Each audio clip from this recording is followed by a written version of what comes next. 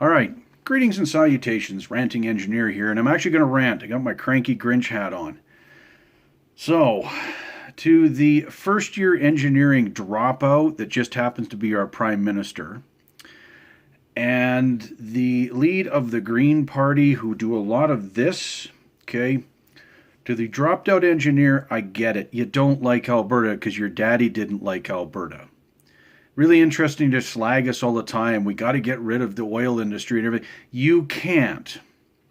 Now, this video series I never expected to be out to hundreds of thousands of people. So, but they don't have a plan.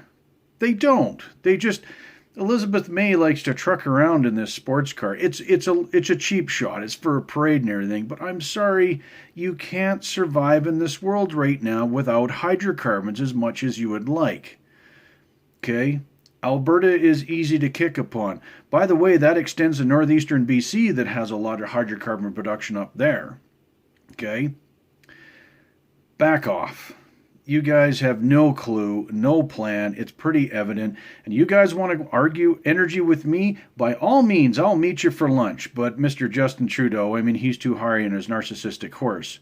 And Elizabeth May, she'd be smart not to sit across the table from me because I will tear her apart on most of her green movement. Okay, if you watched my last video, hopefully you did, you understand that there is a certain amount of renewables that we will have to eventually move to. But we need a transition time, and you have to use hydrocarbon to get there. All right, rant over. I'll go back to my normal baseball hat. Anyways, so this video, I want to talk, before we move on to Thrive, we got to talk about craftsmanship and durability. And you're like, okay, this is a very interesting subject.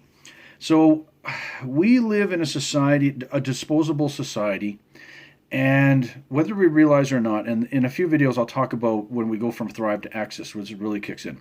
But we're in a society that's got designed obsolescence, whether you realize or not. So here's a good example. Have any of you looked and said, wow, Grandma's spoon, wooden spoon is still around? Or, holy crap, that machine has been working for 55 years and still going. That's craftsmanship. So what it is it's taking effort and energy to make things that are durable now. But if we're in an economy of making things that break, it makes you to keep rebuying them. We got to get away from that. So here's an example. My dad has had a pair of leather boots that I think he still has. I'm pushing 50, and I remember him wearing these things when I was a teenager.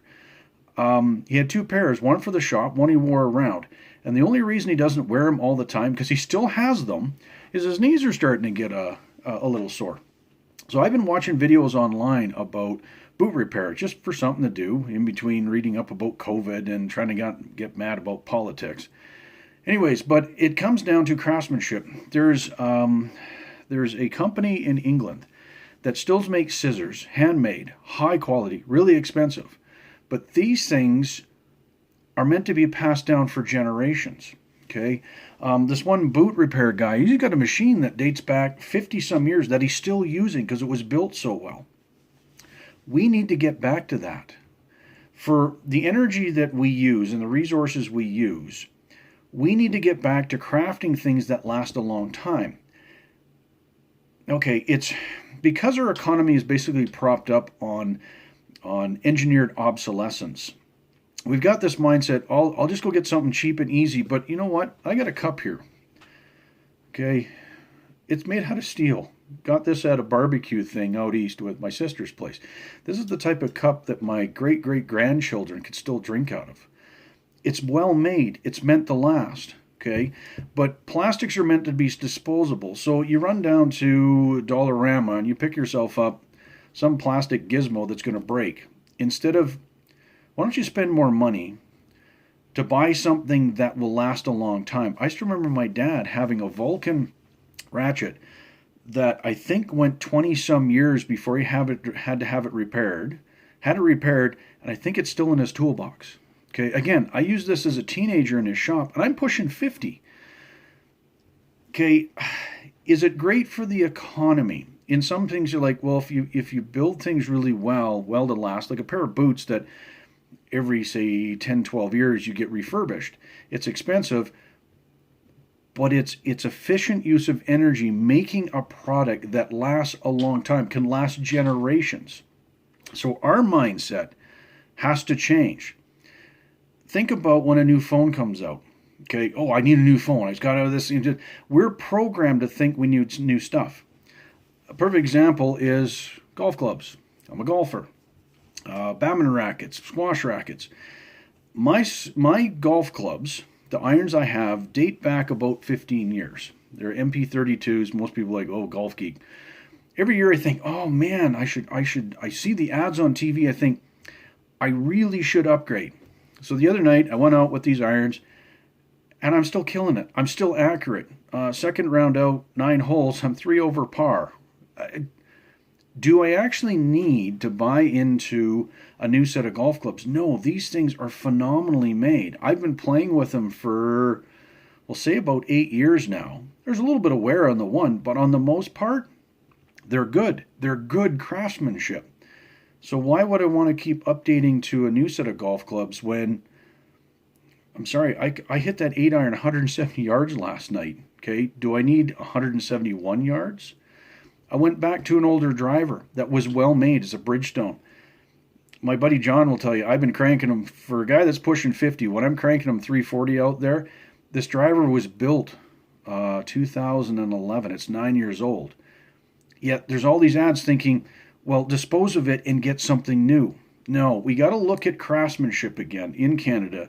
So we got to get better at making things that last. Now, the reason for that is that'll transition to Thrive. We make good things that last. We're effectively using our energy and resources.